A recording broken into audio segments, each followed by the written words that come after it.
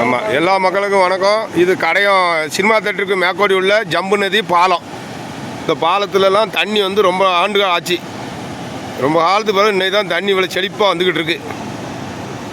ஒரு நாள் மழை தான், 6 to 6 12 மணி நேரத்தில் கடையம் ஊரே செழிச்சு போச்சு. வேறு சேதங்கள்லாம் ஒன்றும் இல்லை. இல்லை, என்ன சேதம் இருக்கு?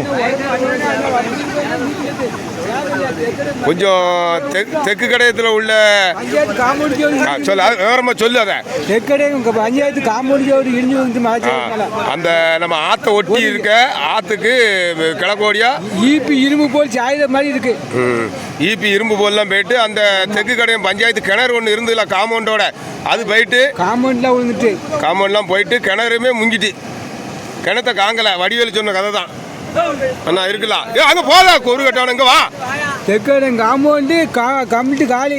இன்னும் மேக்க போனால் தான் தெரியும் வாய்க்காடு உடைய நிலைமை என்ன நிலைமைங்குது. ஏன்னா டேம்லாம் ஃபுல்லாகிட்டு, ராமனை டேம்லாம் ஃபுல்லாகி பிடுங்கி விட்டுட்டாங்க. இப்போது நாங்கள் ஆற்றுக்கு மேக்க போய் பார்த்தார் தான் மேற்கொள்ள வாய்க்காடு உடைய நிலைமை என்னன்னு தெரியும்.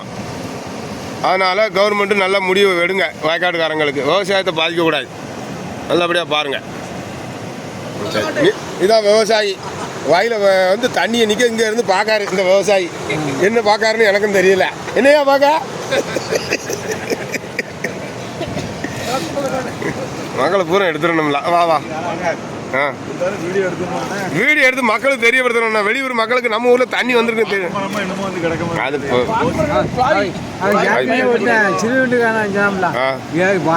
வடக்கு பேர மழை தெற்கு பேர் அது நம்ம